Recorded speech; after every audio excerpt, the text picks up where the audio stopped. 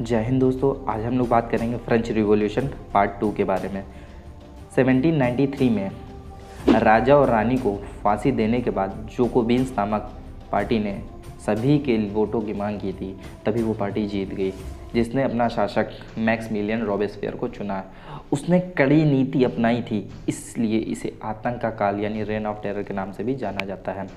उसने कहा जितने भी राजा के सपोर्टर यानी गणतंत्र के दुश्मन हैं, क्लर्गी, नोबेलिटी, अन्य लोगों को कम से कम 3 लाख लोगों को गिरफ्तार तथा 17,000 लोगों को आधिकारिक रूप से मार दिया गया। रॉबेस्पियर के नियम कुछ इस प्रकार थे। अपना अनाज सरकारी की निर्धारित की हुई कीमतों पर ही बेच सकते थे। महंगे सफ़ेद आटे के इस्तेमाल पर रोक लगा दी गई थी। सभी नागरिकों के लिए साबूत से बनी समता रोटी अनिवार्य कर दी गई थी। और उस वक्त फ्रांस में पहले सभी को मैडम बोला जाता था, लेकिन फिर बाद में आदेश आया कि पुरुषों को सितोयिन और महिलाओं को सितोयिन कहने के आदेश दिया गया और चर्चों को बंद करके उनको कार्यालय बना दिया गया। इन्हीं सब नीतियों की वजह से रॉबेस्पियर के जितने समर्थक थे उनके खिलाफ हो गए और उन्हें दोषी करार दिया। 1794 में उसे गिरफ्तार किया गया और गिलोटिन से फांसी दे दी गई। जैकोबिन सरकार के पतन के बाद शक्तियाँ मध्यम वर्ग यानी मिडिल क्लास लोग के पास आ गई और नए संविधान के हिसाब से जिसके पास प्रॉपर्टी होगी सिर्फ वही वोट कर सकता है। फिर 2 विधान परिषद ने 5 सदस्यों वाली डायरेक्टरी का गठन किया। उसके बाद डायरेक्टरी का झगड़ा हो गया, में डायरेक्टरी को ख़त्म कर दिया गया और उसकी जगह अब नेपोलियन आ गया। नेपोलियन का जन्म कोर्सिका द्वीप की राजधानी अजाशियो में हुआ था। एक साधारण परिवार का एक बच्चा था। साधारण परिवार होने के बावजूद ये राजा कैसे बना, जानते हैं हम नेपोलियन के बारे में। जब नेपोलियन कोर्सिका से फ्रांस आया तो वह सेना में शामिल हो गया और काबिल होने की वजह से वह युद्ध में जाने लगा और इसके यह परिणाम हुआ कि उत्तरी इटली में ऑस्ट्रियाई के खिलाफ जीत के बाद उसने कैंप फार्मियो की संधि कर ली और 1798 और 1799 में नेपोलियन और तुर्कों के बीच युद्ध हुआ। लेकिन युद्ध में अंग्रेज आ गए क्योंकि मिस्र से अंग्रेज़ों का व्यापार होता था और नील नदी के पास हिरोशियो नेल्सन्स के नेतृत्व में अंग्रेज़ों ने नेपोलियन को हरा दिया।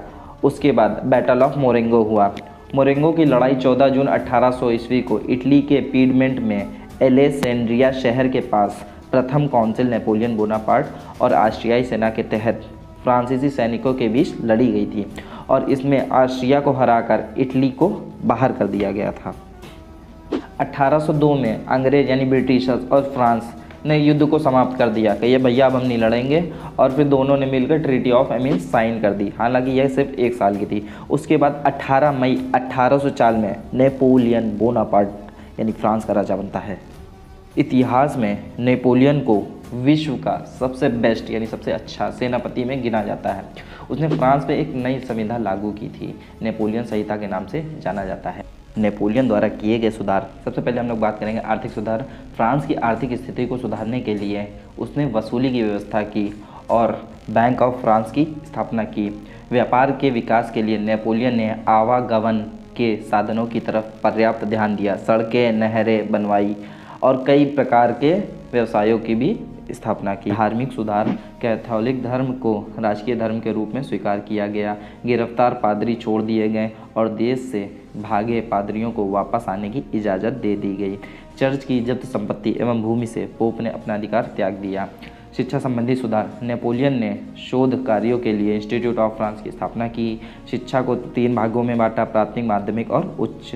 नेपोलियन की नारी शिक्षा में कोई रुचि नहीं थी। उनकी शिक्षा का भार धार्मिक संस्थाओं पर छोड़ दिया। उसके बाद नेपोलियन संहिता आई। इस संहिता द्वारा जन्म के आधार पर दिए गए विशेष अधिकार को समाप्त कर दिया गया। जज की सहायता से खुले मुकदमे सुनने की व्यवस्था की गई। व्यक्तिगत संपत्ति के सिद्धांत को मान्यता दी गई और भूमि स्वामी के अधिकार को ठोस बनाया गया। किसानों को भूमि के छीन जाने का भय था, वह अब हमेशा के लिए खत्म हो गया। ऑस्ट्रिया फ्रेंच वॉर 1805, इसे 3 सम्राटों की लड़ाई के रूप में भी जाना जाता है। लड़ाई ऑस्ट्रियाई साम्राज्य यानी प्रेजेंट टाइम के चेक के ऑस्ट्रिलिट्ज में हुई थी, जहां पे नेपोलियन की ग्रैंड आर्मी की निर्णायक जीत ने तीसरे गठबंधन के युद्ध को तेज़ी से समाप्त कर दिया और नवंबर 1805 में वियना पर कब्जा कर लिया। फ्रांस और ऑस्ट्रिया तुरंत एक युद्ध विराम के लिए सहमत हो गए और प्रेस्पर की संधि कर ली, यह संधि 26 दिसंबर 1805 में हुई थी। और फिर उसके बाद 1806 में नेपोलियन ने प्रूसिया को भी हरा दिया। उसके बाद उसका वॉर रशिया से हुआ था। 8 जनवरी 1807 को आइलो नामक स्थान पर लड़ा गया था। इनमें दोनों सेनाओं में बहुत ज़्यादा लड़ाई हुई और 14 जून 1807 को फ्रीडलैंड के एक युद्ध में नेपोलियन ने रूस को हरा दिया। इस हार के बाद रूस के सम्राट जार अलेक्जेंडर ने नीमेन नदी में एक शाही नाव में नेपोलियन से भेंट की और टिल्टिस की संधि हो गई। नेपोलियन अब स्पेन जाता है। शुरुआत में स्पेन ने फ्रांस की बहुत मदद की थी, लेकिन उस समय का जो राजा था चार्ल्स फोर्थ, वो सही से अपना राज नहीं चला पा रहा था, जिसकी वजह से नेपोलियन ने उसे हटाकर अपने भाई को वहाँ पर राजा बना दिया गया था।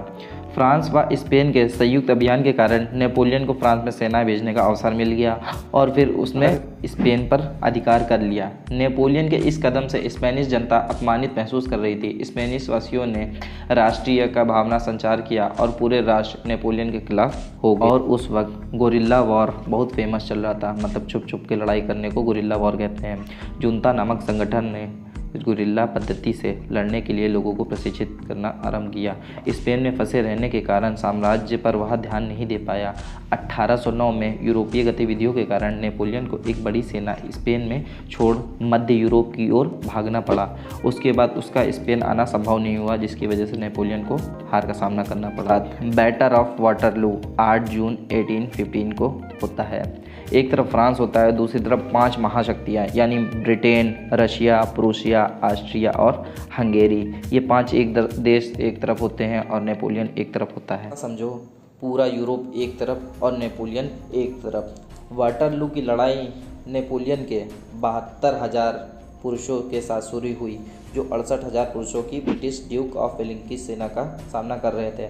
वेलिंगटन के पास ब्रिटिश, डच, बेल्जियम और जर्मनी सैनिक नहीं थे और 45,000 प्रशिया के सैनिक नहीं पहुंचे थे। यह मौका अच्छा था, लेकिन बारिश की वजह से नेपोलियन रुक गया और वहां इंतज़ार करता रहा और आखिरकार प्रशिया आने लगी और नेपोलियन को अपने सैनिकों के समूह को भेजने के लिए मजबूर किया गया ताकि प्रशिया को वेलिंगटन की सेना के साथ जुड़ने से सक्षम होने में रोका जा सके। शाम तक यह स्पष्ट हो चुका था कि फ्रांसीसी हार रहे हैं। अपनी स्थिति का बचाव करने के बजाय वेलिंगटन ने अपने सैनिकों को हमला करने का आदेश दिया। तभी फ्रांसीसी सेना भागने लगी। बाद में नेपोलियन ने 3 जुलाई को ब्रिटिशर्स को आत्मसमर्पण किया। 5 मई 1821 को उसको कैंसर हो गया और वह निपट गया। यूरोप में फ्रांस ही वह ऐसा देश था जिसने क्रांति के माध्यम से पुरातन व्यवस्थाओं के पतन को सुनिश्चित किया और इस क्रांति का प्रभाव पूरे यूरोप में ही नहीं बल्कि पूरे विश्व में पड़ा। तो मिलते हैं नेक्स्ट वीडियो में। जय हिंद।